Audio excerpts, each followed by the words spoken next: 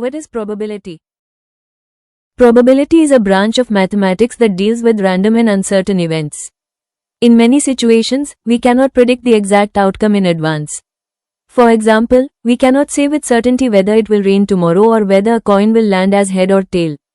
Such situations involve uncertainty. Probability helps us study these uncertain situations in a systematic and logical manner.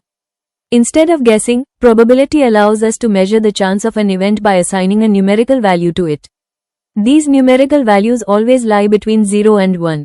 A value closer to 0 indicates a very low chance, while a value closer to 1 indicates a very high chance of occurrence.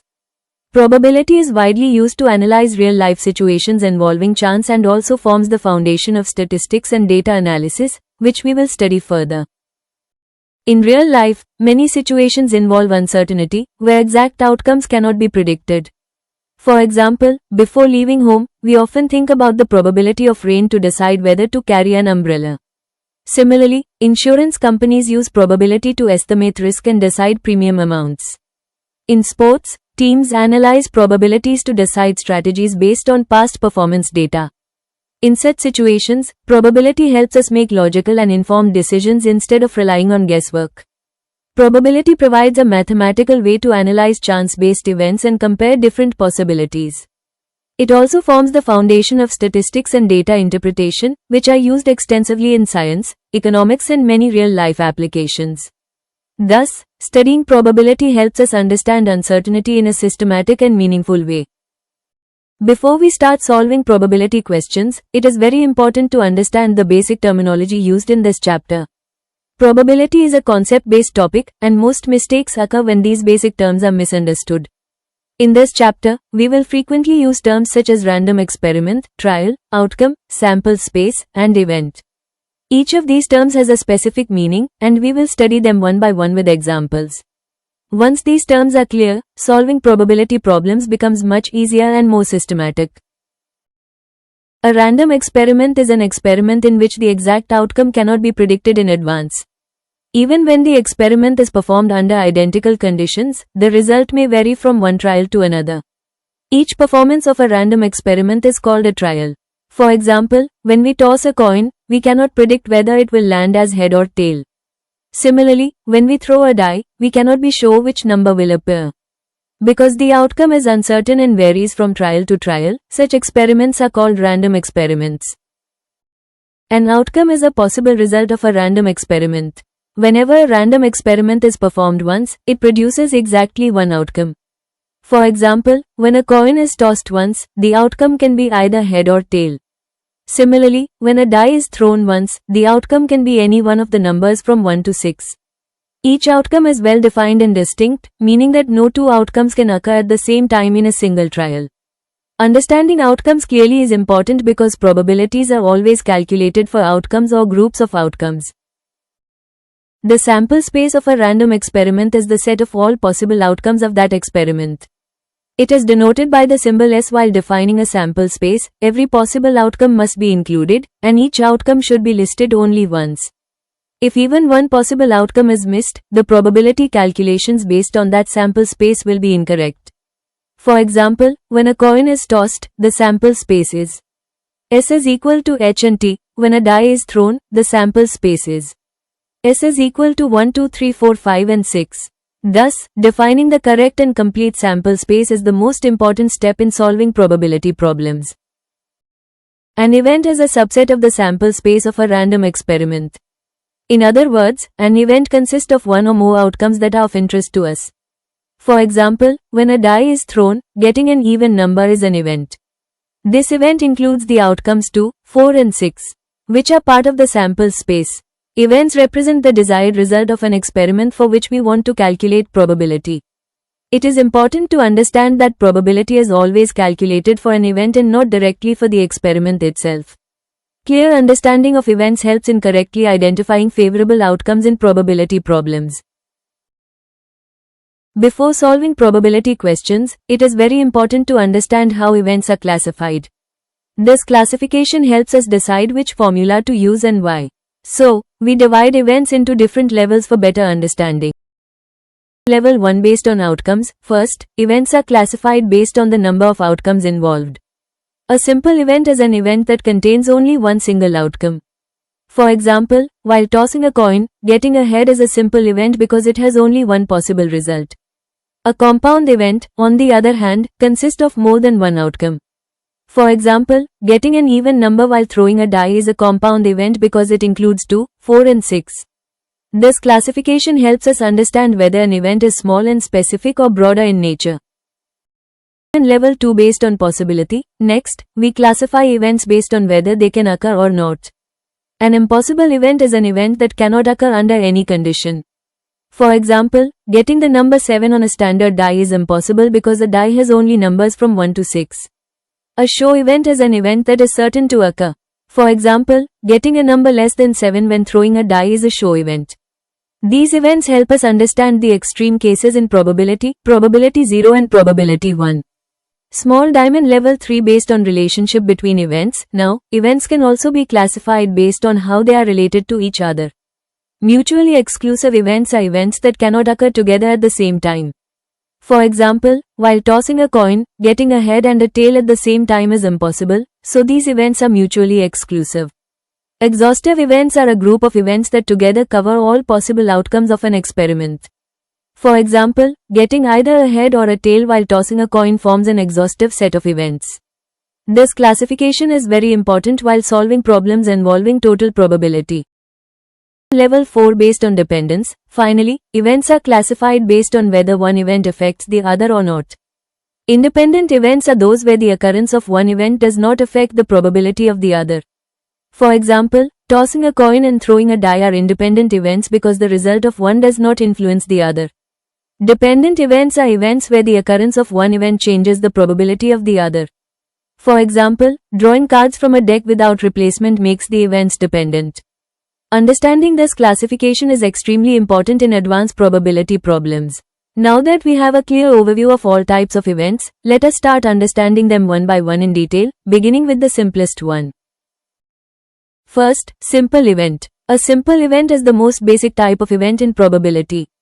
A simple event consists of only one outcome of a random experiment. Since it has only one outcome, it is represented by a single sample point in the sample space. For example, when a coin is tossed, getting a head is a simple event because it involves only one possible result. Similarly, when a die is thrown, getting the number 4 is also a simple event, as it corresponds to exactly one outcome. Simple events form the foundation of probability, and more complex events are built using these simple events. Second is compound event. A compound event is an event that consists of more than one outcome of a random experiment. In simple words, when two or more simple events are combined, the resulting event is called a compound event. Since it includes multiple outcomes, a compound event is represented by more than one sample point in the sample space.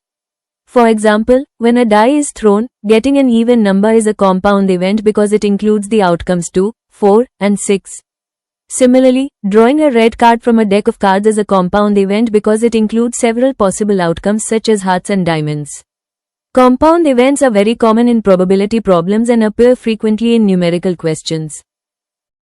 Next is impossible event. An impossible event is an event that cannot occur at all in a random experiment. Such an event has no possible outcome, which means it does not belong to the sample space. Since it can never occur, the probability of an impossible event is 0. For example, getting the number 10 while throwing a standard die is an impossible event because the die has numbers only from 1 to 6. Similarly, getting both head and tail at the same time in a single coin toss is also impossible. Understanding impossible events helps us identify situations where the probability is exactly 0. Next is show event. A show event is an event that is guaranteed to occur in a random experiment. Such an event contains all possible outcomes of the experiment, which means it is exactly equal to the sample space. Since a show event always occurs, the probability of a show event is 1. For example, when a die is thrown, getting a number less than 5 is a show event because all possible outcomes 1 to 6 satisfy this condition. Similarly, while tossing a coin, getting either a head or a tail is a show event. Show events help us understand situations where the probability is at its maximum value. Next event we will study is mutually exclusive event. Mutually exclusive events are events that cannot occur together at the same time. This means they have no common outcome in the sample space. If one mutually exclusive event occurs, the other event is automatically excluded. For example, when a coin is tossed once, getting a head and getting a tail cannot happen together, so these events are mutually exclusive. Similarly, while throwing a die once, getting 2 and getting 5 are mutually exclusive events because only one number can appear at a time. Mutually exclusive events are very important in probability because they help us simplify calculations in many numerical problems. Next event is exhaustive event. Exhaustive events are a set of events that together cover all possible outcomes of a random experiment. This means that when events are exhaustive, at least one of them must occur. In other words, the union of exhaustive events is equal to the entire sample space. For example, when a coin is tossed, the events, getting a head, and getting a tail, are exhaustive because together they include all possible outcomes. Similarly, while throwing a die, the events, getting an even number, and getting an odd number, are exhaustive events. Exhaustive events help us understand how outcomes are completely covered in probability experiments. Next event we will study is independent event. Independent events are events where the occurrence of one event does not affect the occurrence or probability of the other event. In such events, the outcomes are completely unrelated to each other. For example, tossing a coin and throwing a die are independent events because the result of the coin toss has no effect on the outcome of the die. Similarly, two successive tosses of a coin are independent events because the result of the first toss does not influence the second toss. Independent events are commonly used in probability calculations, especially when applying the multiplication rule. Last one is dependent event. Dependent events are events where the occurrence of one event affects the probability of the other event. In these events, the outcomes are linked, meaning the result of the first event changes the conditions for the second event. For example, when cards are drawn from a deck without replacement, the probability of drawing a particular card changes after the first card is removed. Similarly, if two balls are drawn from a bag without replacing the first ball, the outcome of the second draw depends on the first. Understanding dependent events is very important because many real-life probability problems are based on this concept. Students very often confuse mutually exclusive events with independent events, but these two are completely different concepts. Mutually exclusive events are events that cannot occur at the same time. This means if one event occurs, the other event definitely cannot occur. For example, while tossing a coin once, getting a head and getting a tail are mutually exclusive because both cannot happen together. Independent events, on the other hand, are events where the occurrence of one event does not affect the probability of the other event. For example, tossing a coin and throwing a die are independent events because the result of the coin does not influence the outcome of the die. So the key difference is, mutually exclusive events are about simultaneous occurrence, whereas independent events are about dependence of probability. Let us now solve a basic example to apply what we have learned. A die is thrown once, and we are asked to identify a simple event. A simple event contains only one outcome. Getting an even number includes three outcomes, 2, 4 and 6, so it is a compound event. Getting the number 3 contains only one outcome, so it is a simple event. Hence, the correct answer is getting the number 3. Let us solve this example carefully. A coin is tossed twice. Event A is getting a head on the first toss, and event B is getting a tail on the second toss. First, let us check whether the events are mutually exclusive. Both events can occur together. For example, the outcome HT satisfies both A and B, so they are not mutually exclusive. Now, let us check whether the events are independent. The result of the first toss does not affect the result of the second toss. Therefore, events A and B are independent events. This example clearly shows that events can be independent but not mutually exclusive. Let us now summarize what we have learned in this part of probability. Probability is a branch of mathematics that helps us study uncertain situations in a logical way. We learned about random experiments and outcomes, and how the sample space represents all possible results of an experiment. We also studied different types of events, including simple and compound events, impossible and show events, mutually exclusive and exhaustive events, and independent and dependent events. Finally, we applied these concepts through basic solved examples to understand how theory is used in actual questions. This strong foundation will help us easily understand probability formulas and numerical problems in the next part. With this, we complete part 1 of probability.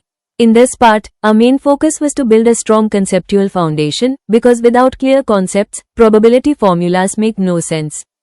In the next part, we will move towards classical probability, important formulas, and step-by-step numerical problems that are very useful for exams. Till then, revise these concepts carefully and try to identify different types of events in daily life situations. If this video helped you, do like, share, and subscribe to Mathsology for clear and concept-based mathematics learning. See you in the next part.